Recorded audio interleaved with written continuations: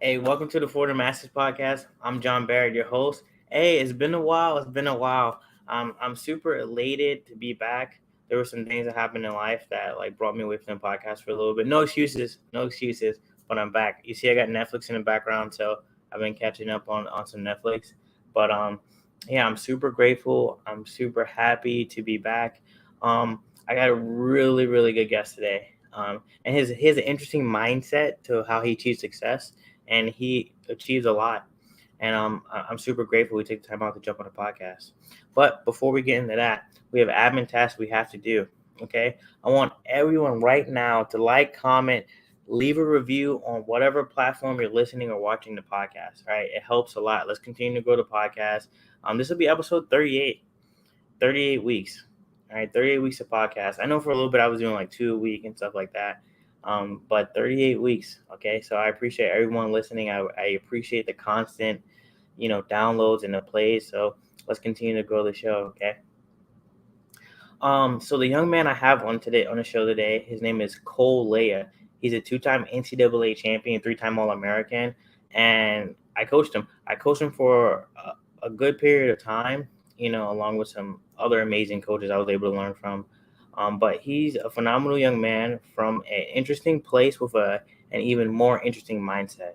So I appreciate everyone for listening to the podcast. Let's jump straight into the show.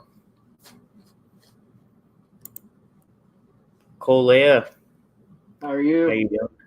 Bro, I'm Good. excited. I'm excited to have this conversation with you. I'm excited as well. I knew you since you were probably like 17, 18 years old. You were just this little guy from West Virginia, right? And we all knew you were good, but I don't think you knew how good you were.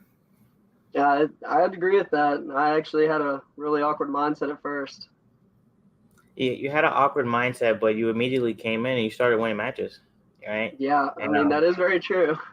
you won matches from a very young, like young in your career, more than a lot of people. And you were still like, oh man, I gotta work on this. And I was like, hey, cool. Yeah, a lot of true freshmen don't win matches. I was gonna tell you that right now, okay? And You and remember I that? don't think you believe me.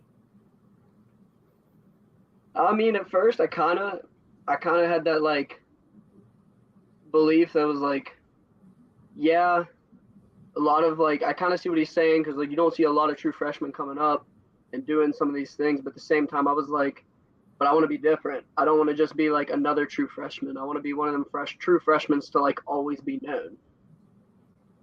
Now, 100%, 100%. I think you definitely achieved the goal. Let's shout out to like the coaches who definitely recruited you. And then cultivated you. So Sean Doyle, he was the head coach at the time when you came in. How did Coach Doyle find you, or vice Um, versa? I honestly can't truly remember. I know I got my mom mentioned something about Wheeling Jesuit contacting me and getting a hold of her at the state tournament my junior year because there's a funny story. They thought I was younger. They thought I was a sophomore my junior year. And then they went back, and started the processes immediately. And then I know after that, Coach Doyle resigned, and then Coach Irwin stepped in line, and Coach Irwin was a big thing. Like he came to all my events and made sure he was like always on top of everything. That made the process like even easier. Like I need to be here. Now, 100%. That Coach Irwin definitely cultivated a lot of things we had going on at Jesuit. And since he was already like in the college ranks recruiting for so long, I think he was recruited. He was a coach for 9 years prior to taking the head coaching job. And he took the reins, and it obviously paid dividends into you. You know, so like shout out Coach Doyle, shout out Coach Irwin. Super grateful and blessed for not only feeding me, helping me grow, but also young Cole Laya, who's now a two-time NCAA champion from the great state of West Virginia, born Yep. and raised. All right, and I know that's pride for you and the state of West Virginia. Yeah, it's a big thing because you really don't hear many like guys from West Virginia coming out, and it's like that mindset I said before. Like I just want to be different. I want to be known. I just don't want to be known for being a decent or average or slightly above average, West Virginia wrestler. Because I remember many times where people were like, oh, like I wrestled people from PA be like, I wrestled this West Virginia kid. He's a 3-time state champ. Like, and I just Yeah. beat him up. And I just immediately started that process and mindset. Like, I don't care what my state titles or how many ever I had, which were 3 when I ended up graduating. I was like, I want to be that guy. Everyone's talking about PA and Ohio and California wrestling. And by the time of my senior year, I was like a goal that I do not lose to anybody from a different state. Yep. And I ended up only losing 1 match to a dude from California. It's okay. I mean, I'm super proud of you. I think when we first came in, you were just like, all right, my goal is like definitely like to go to a good school, get a good education, do my 4 years and like get out of here. But obviously, with the COVID year and then how things transpired, plus your mindset shift, I think you getting a taste of it.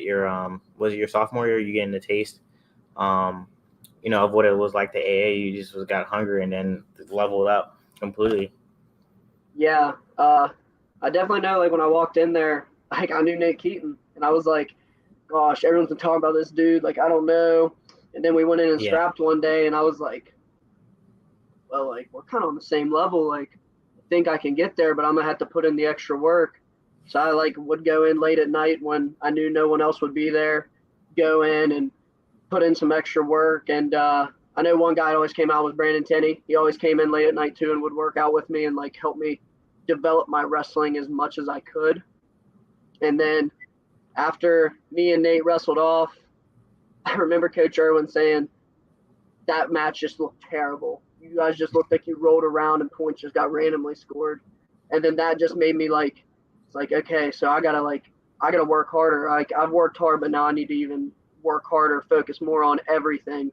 Yeah. And then I think my first match was Drexel, and that was the longest match of my life. It's still the longest one I had. It was like almost triple overtime, and Yeah. then sort of late takedown to win. And then as the season progressed, I remember when you told me like freshmen usually like don't win a ton of matches, and I think the one I remembered you were most amped about and talked to me about that was against UPJ when I beat the kid like 11-3. Yep. And he came from Clarion or something, and he was supposed to be this big name. And then I just went out there, and I remember the crowd and everyone just jumping up and down. And then That was the time I think my mindset started to shift. Like I'm the guy.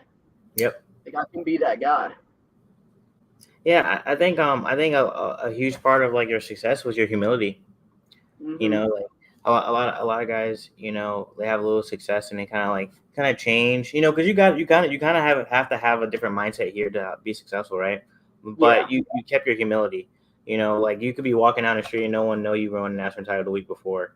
It's not like you I tell think it's people. still I think it's still like that because I just walk around like I don't really flex the ring and stuff that I've got, and it's just like I don't want to really be down the road. I don't want to be just known as that. I just want to be known as like a great person, well-rounded person, always trying to give back and help everyone out, not living in the past. Like I got to live in the present. So I mean, even like right now, like yeah, I just came off my second national title back in mid-March, but that doesn't matter. Like next season's coming up. Yep. I haven't got to train very much with the circumstances of school and stuff that I'm doing right now and work, but I'm already walking in next season 0-0. I already know that with no title over my head. And I think that was the biggest thing I had to start learning was just not caring as much in a way. Like I care a ton for the sport and being successful and trying to do everything, but I don't have the more I focused on not caring about the outcome, but just it made my wrestling shoot up so much because it made me think like if you think about it, like if you're worrying about the outcomes before you start anything, you're going to be focusing on trying to do everything to make the outcome like almost picture perfect. Yep. But if you have a blank outcome with a blank canvas, you can just make whatever you want. And I think that was my like ideals for this year is like I started focusing. I was like, I want a national title, but that's nothing now. I'm coming Yep. into every match 0-0. this guy's coming at me, I'm always the underdog. And that's what I tell myself generally right before I go out there. Like, I'm the underdog at every occasion, and it doesn't matter who steps out in front of me. I'm going to do my best, and I'm going to prove why I am who I am. Absolutely. Absolutely. And man, it's so surreal for me because like again, I remember when you first got to college and you used to like come up to me, you'd be like, JB, I'm not anything. Obviously a little different word usage, you know. You're like JB, I ain't and I was like, man, that's pretty harsh, you know. I was like, you just won a tournament last week and like, a pretty hard tournament, and you're like, yeah, JB, I ain't, and I was like, all right, dude, it's nuts. But What's funny is obviously I'm like still like that. I'm still like that. I would be like, yo, like this kid is nuts. But obviously, I think it keeps you even kill, it keeps you humble. And then on match day, you hit a switch, like I'm cool here, I'm gonna go out here and do what I've been doing. And this person in front of me doesn't change anything. And I think that's super, super valuable. Even when I was on the other side of the mat and coaching a guy against you or something. And it's hard to like I'll be mid match and I'm like, all right, well, cool. I'm like, all right, I'm not coaching for today, but I'm super super happy for you, and like, I definitely seen the levels you progress, especially like and when the lights are on, I think at first you were just like, oh yeah, I won this match, but when the lights are on, you perform better, I honestly. feel like that's when I do perform my best because I just like, I don't know if I just attained it somehow, but like, I just don't get as nervous anymore. Like, I'm honestly more nervous when I'm talking in front of like 5 to 10 year old range, just Yeah, being a speaker when I just can say, it's just a casual little talk. But when I'm out on the mat, it's just like, I'm a little nervous before, but as soon as I know it's time for me to walk out, like I actually have dead set timelines. Like I have an immediate cycle. Like at this time frame, this is what I do. This is when I do this, and at that time, it's at that exact moment every time I know I'm done. The nerves are gone, and it's time to put on a show. no, absolutely. I think that you can do that because you prepare so hard. Like you're a two-time national champion at this point, and like you said, you work even harder than you did before, and you worked pretty hard. I think you had that like that West Virginia hard work mentality before. Extra workouts. Hey, JB, should I eat this? Can I eat this? And a lot of people listening, they don't even know the medical challenges you had. You know, and deal Yeah, with on a daily basis, right? yep. I kept those pretty hidden. I was Yeah. in and out of I was in and out of the hospital for first half of season for like a lot. Yeah, I mean, it was bad too, and I'll tell you this, like me just like witnessing it, I'm like, yo, this kid gonna be okay, like 'cause this is pretty like serious, especially with Yeah, the dehydration. down in Kentucky, that was a that was a wild one. That You was know, because I know like throughout the season I had to get like blood work done rapidly all the time because I kept getting weird feelings. My body felt weird, which was good that I knew it and knew of it so I could like get the help I needed. But the big one that happened, that was nobody knew, yeah, not even me. And that was, I mean, that's even one that I like. If people ask like about my story and stuff, and I'll tell them, but they'll like look at me like I'm crazy and be like, that there's no way that happened. I'm like, I can give you contact information on who was there. I can probably give you about 40 people that witnessed it. Like yeah, it's not a joke. It's something that like it's just another adversity. Like I'm thankful to still be here. Like there was a chance that I may not have made it out of that one. Like it was a yeah, big one, and like it's just like I'm thankful to God every day that I'm still here rocking, still able to wrestle too. I got one more year, which is amazing. But it's just another adversity is how I think about it, and you gotta take it one day, 1 minute, 1 second at a time. You never know what's gonna come. So for me personally, like I just try to live it up. Like that's another thing too for the wrestling. Like you never know when life's just gonna shut the lights off for you, and it's just hey, go have fun with it. No regrets. yeah, absolutely. Don't put off today what you can tomorrow. Exactly. Super super super big, church term. You know, you hear older people say, "Don't put off today what you can tomorrow," because they know tomorrow's not promised, right? And Yeah. I think that attributes to your mindset, you know, of like why you go so hard, you know, because like again, like I used to be like, yo, this kid, because this was probably like 3-4 years ago when I was there, and you were having the medical issues, and I was like, yo, this kid, this just seems like it's pretty serious. I don't know, man. Um, but let's talk about your mindset bouncing back. So like after like the obstacles, you know, and adversity you had to you get through with the medical issues, like what was your mindset coming back and just getting back after a few of them, you know? Well, the first minor ones, like I kind of didn't think much of them. I was just like, something random. Maybe I wasn't doing something right. Maybe diet, maybe working out a little too much. So focus a little more here and there. So I didn't think much of those. So I just like continuously just kept going and going. And I remember one was probably shouldn't have done, but I had like a couple different vials of blood taken. And I was like looking at the nurse. I'm like, hey, you need to speed this process up. Like I got practice in 10 minutes. Yeah. And she looked at me like I was crazy. She's like, you shouldn't be going to practice. I said, I don't care. I'll eat a pack of crackers on the way. Like, we'll be good. Yeah. And I remember we did that Cardinal Culture run in the wrestling room because we got in trouble. And I did that right after doing and getting all my blood work, which was crazy. Oh my But, gosh. but I felt bad. And I was just like, man, I just completed that workout after getting blood taken. Like, this is nothing. But that bigger one, I mean, that one put me into some shock. Like, I didn't just like, wasn't something little. Like I got straight sent to the hospital, taken out in the stretcher and everything, and Yeah.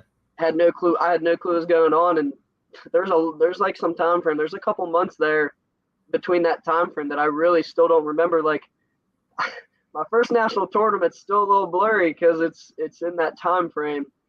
But I knew it was going to be a different adversity, really, because I had to go see like multiple medical professionals, and I was like, oh, so this is like not something normal at all. Like I had I had to eat like a specific amount of food and specific foods every single day. I had to look at the intake, couldn't really go over. And the biggest Yeah. thing was I couldn't work out. I was only allowed to be on like the spin bike for maybe 10 minutes tops. And then I Yeah. would have to get made sit down and stretch out. And I remember having the mindset like, hey, like I need to work out. I need to work harder. Like regionals is going to be right around the corner. And I went and pushed it one day, and then I over pushed it, and I almost had like a minor relapse because the next couple days were just so rough and so bad. So that's when that's like I take the term like, Coach Irwin always says, like, trust the process. I was just like trying to trust my own little thing at the time, but then I started listening to his words a little more, and your words, like, trust in the process, like just take it a day at a time and a second at a time. And I really followed that diet plan and everything in like to a T. And it made me feel a lot better for up until I can't even remember. It was probably around 5 or 6 weeks how long it took me to get back to the mat. But after that, and after learning to trust the process, it got a little easier. But the big thing was coming back. I went to regionals only with about a week and a half of training, and I'm sitting there like, all right, like I had to go over with our trainer Jess at the time. I was like, listen, like, what are my warning signs? What are this? What are that? And she was asking me like all these questions, like, why? Like, why are you asking this? Are you having? I was like, I'm not having any issues, but like, I only got a week and a half to prepare. Like, I'm just going to be so deconditioned compared to everyone else. I need to start putting myself back in shape. So I was trying to figure out how to do my own stuff. So I was like, I need to know these warning signs as soon as possible, because if I do a workout, I want to know so I can just quit immediately and then just, go get some water, go get some of this and some of that. For that first match back, I had actually wrestled a kid from West Liberty who ended up being my teammate. And I was nervous. I was like, man, like I beat the kid. I majored him. I think it was like 11-3 or 12-3 when we dueled him. And I was nervous. I was like, man, I haven't been on the mat. I haven't wrestled. And I'm getting nervous. And I went out there. I like couldn't move for a minute. Like I was just so scared.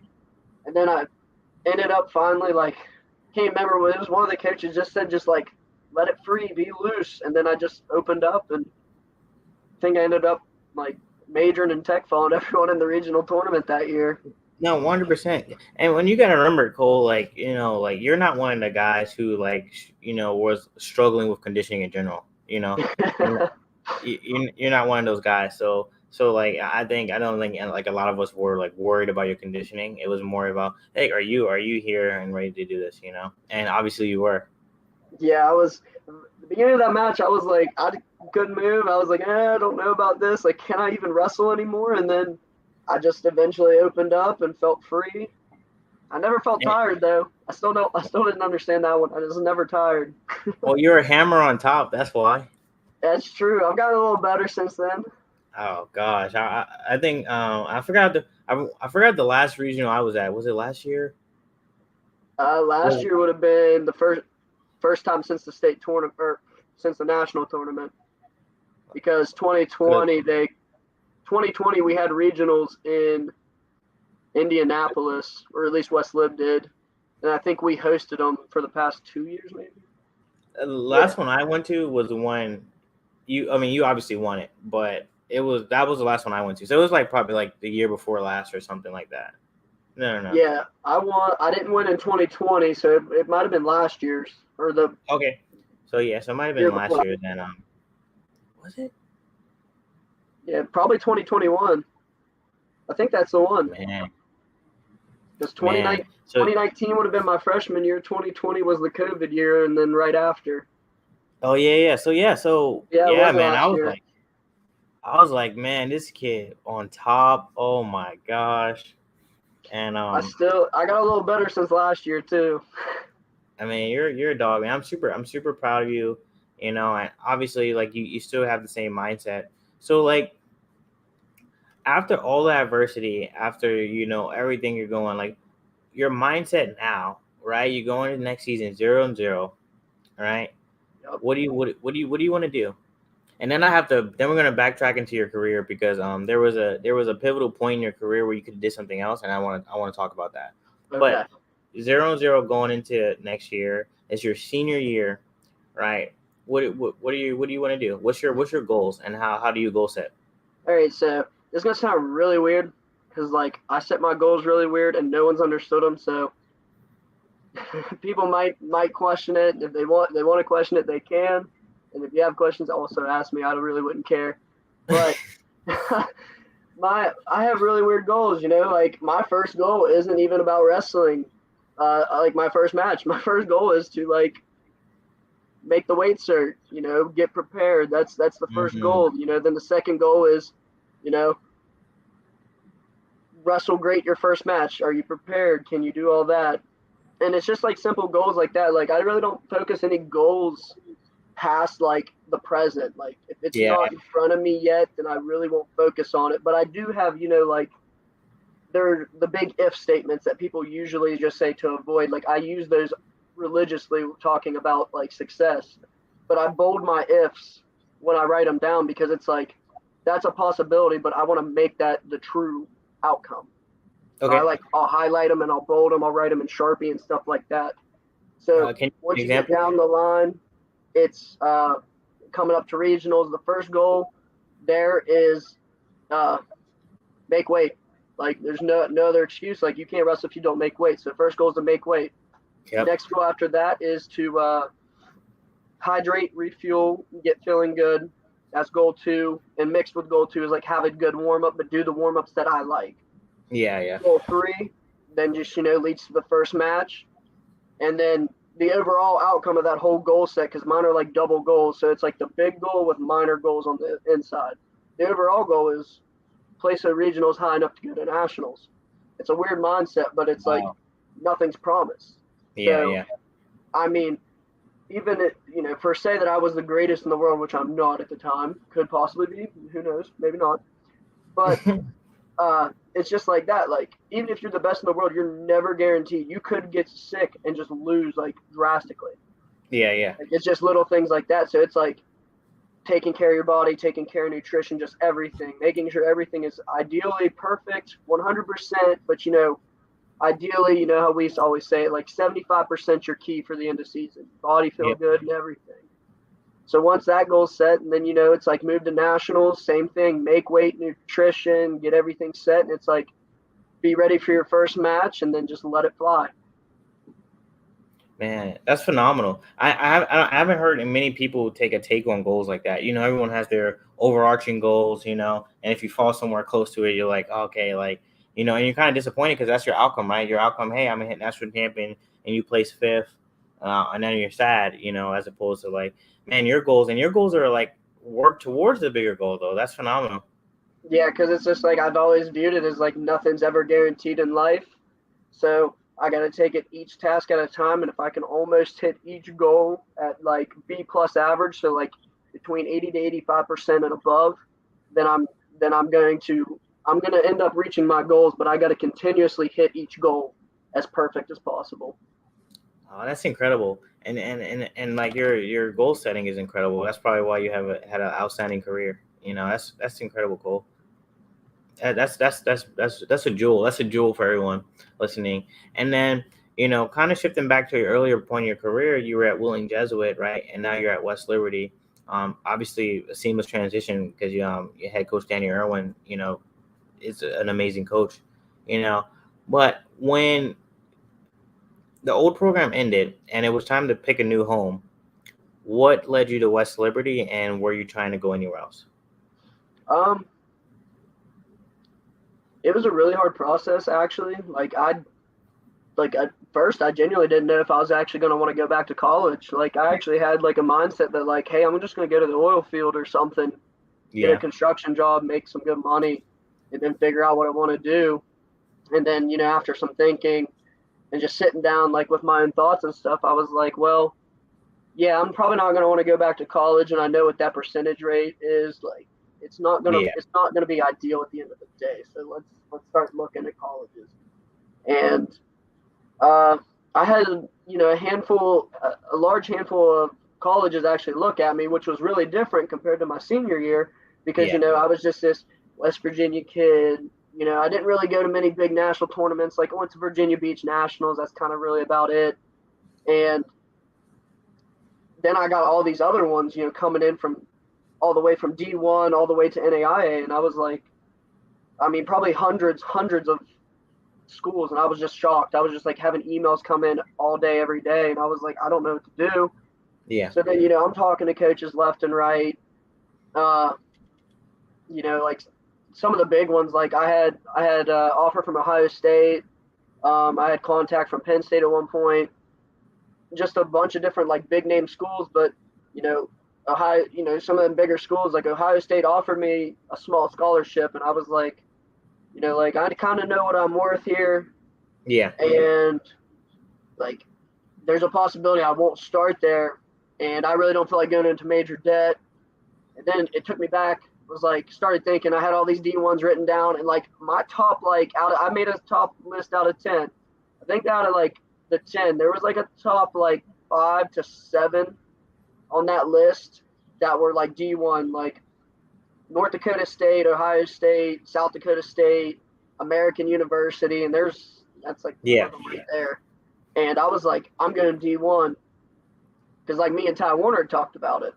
But then me yeah, and Ty both sat down at the B room for lunch one day, and then we started talking, and then he's like, "Cool, what are you doing?" I was like, "Ty, I loved it here so much, man. I don't genuinely think I'm going D1. Like, I remember what you first told me, like D2, like is just as good as D1. It just yeah, means you get more of a life." And I was like, you know what? I'm sticking to what you said. So then I started going down the list of schools, and I had them narrowed down to 2.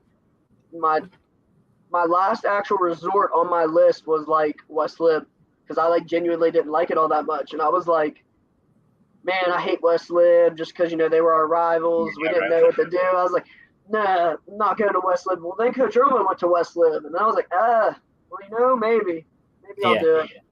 And then so it was between what at the end of the whole cycle, it was between South St. Cloud State and West Lib, and I went and took a visit at St. Cloud, and I was kind of astonished. Like I walked in there, I was like, man, like yeah, big this school. gym is Yeah, huge. Their wrestling room's huge.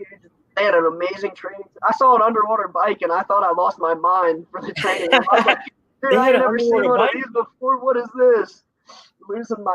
Just losing my crap about that, and it was just hilarious because they were all looking at me like, you've never seen this before. I'm like, dude, where I'm from, we ride like horses and stuff. No, I've Yeah, never seen this. That's And it so was just funny. so funny. And, I got a pretty good offer there. And then got an offer from West Lib, and it just came down to like, man, I could go to St. Cloud. Like, it was cool and all. Like, I felt a great atmosphere, kind of felt like Wheeling. But I was like, I'm kind of closer to home here. Uh, some of it came down to a little bit of money. I was going to have a little more money at West Lib. And, the distance was kind of a big thing. I was like, man, I'm gonna have to fly everywhere. Like Yeah, I'm not objected to planes, but at the same time I was like, man, that's kind of far. yeah, I had family out there, but like I didn't really want to go there at the time. So I made the decision to go to West Lib, and it was a bumpy ride at first, because you had the original West Lib guys, and then you had the Wheeling guys coming into West Lib, and then you had um, the new freshmen coming in, and then it yeah. was just kind of like three different cultures trying to come into one. It was really rough at first, but once we got through that like little rough cycle, it just blossomed. Like now our program is like it's rising. No one thought West Lib was really going to be anything, and it's kind of like, look, like last year we were third or fourth. This year we were third. Like we're getting better. No, no, absolutely. First, I want to say, shout out Ty Warner, you know, for like giving you that, like, he high level individual right there. I think he's gonna come on the podcast soon. So, Oh my looking, gosh, that'll be good. yeah, bro. Well, it's only God that you got that He gave you that blessing, and you'll be able to around those people to help you. You know, like think about those things when you're like trying to go to a school. And then like I said, Coach Irwin is like a phenomenal coach. And he definitely knows what he's doing. So I'm glad you went there and you stayed close to home. That's awesome. And putting Yeah. your state on the map. Because you're one of the few guys who are like having high level success, and you're actually from West Virginia in a West Virginia program. Yeah, it's like not very common. You know. Like I mean, there's only like one other guy that one other guy that's like made the big mat and stuff, and that was Peyton Hall. Like he plays D1, and like that's a big thing. So it's like there's jumps. Like we're West Virginia guys are gradually stepping in. It might Terrence be very Fanning. slow, but we're slowly getting in there. You hear me out, Terrence Fanning. Oh You yeah, know, can't forget Terrence. Terrence was the first big natty champ. yep, Terrence That was my Fanning, that was man. my dad at Wheeling. Heavyweight lightweight relationship right there. Yep, Terrence Fanning. That's my little. So it's so funny, and and, No wonder we had such a good connection. He was your little, I was his son. That makes you my grandpa. I was ready to say that, and it really was real, man. And I love all you guys, man. I'm super grateful you jumped on the podcast, Cole. So there's some people listening to this podcast, right? And they want to apply your goal setting or your mindset to like their life. What's something you can leave with them? Or some young kid he's watching and he's like, "Hey, Cole Laya from West Virginia. I'm from West Virginia. What can I do to have success at the next level and in life?" Um, so like, I mean, the goal setting is like, take the big picture, like, and just like narrow it down, like make it into like a little process of how you can get to your goal. So like example, like say your goal is to, and if you're in high school, be a state champion. Like obviously, like you got to be having your nutrition right. You got to be able to work out, work hard, and do all these things. So it's like you got to make all these little goals that add up to your big goal. That's kind of how I focus all my like goal setting and things like that. And then, I mean, just any advice is just come in with an open mind and stay open minded. Like the world is yours. Like make it. NCAA uses the term like make it yours, and that's kind of how I just do it. It's just I try to do my best in everything, and really like my mindset is like failure. It might be part of me trying to be a perfectionist at the same time, but if you truly love something, try to be a perfectionist at it and do the best that you can, because you never know how long it's going to last. Like wrestling's only going to last me one more year. So I got to do my best and prepare to be the best and be the best at the best times. And whatever it takes, it takes. Like, if you have something that's only going to last a couple of years, why not just give it your all and do your best and become the best at that moment, because you're not going to do it again. That's kind of it's kind of a little bit of how I think about it, and just another thing too is just have fun. Like in any sport, you're supposed to have fun, but in wrestling, everyone's like, well, I'm trying to be mean and all this stuff. Like, yeah, I mean, like, I'm pretty mean too, I guess, just a little bit. But Yeah, you are. if you're not having fun in the room and you're not having fun in general, then like it's never going to be good enough because you're always going to beat yourself up. And I kind of had to learn that after my freshman year. Like, hey, like I need to have a little more fun. Like last year was great, but how can I amplify my wrestling more? And I was like, oh, if I like imply to have more fun and add in like more fun structured things in practice, like maybe goof off for like 5-10 minutes right before, or have some fun in the middle of practice. Like I felt that made my wrestling just shoot up and skyrocket to like another level, just because you enjoy it because you kind of want to enjoy it and you choose to enjoy it. But at the same time, if you start having fun with something, you're going to want to enjoy it even more. And that's kind of how I thought about it. And then I think if you try to have as much fun and everything as possible, nothing can stop you. The world is yours. And then like, what are you going to do with all that power? Absolutely. Well, word from the young Laya. Laya, I'm super proud of you. I'm super grateful for you. I'm blessed to be able to like take part in your journey, and it's only God, and like I'm super happy for everything you accomplished, bro. Thank you, JB. I appreciate everything from you, dude. Hey, you already know, my brother. And hey, you gotta let everyone know right now. You know what it is. Say it. Huh? You gotta let everyone know right now. Oh, yeah. Come in here, like, subscribe. Also comment. You got to do it. Like if you don't, you don't. And if you ever Absolutely. have any questions, don't be afraid to ask. Like there's never a dumb question. Absolutely, Cole. Hey, I appreciate you. I appreciate you for having me on here, JB. You know that, my bro. And I'll talk to you soon. All right, I'll talk to you soon too. Well, that was the incredible Laya. He has an astonishing career, and obviously you can see from his story, his astonishing mindset, he's astonishing goal setting, and just he's a humble young man. He's from the great state of West Virginia. I'm super grateful he was able to take the time out to jump on this podcast. So everyone, like you said, like, comment, subscribe, to the channel, to anywhere you listen to podcasts, and let's continue to grow. And I appreciate y'all. Thanks for listening for the Masters Podcast.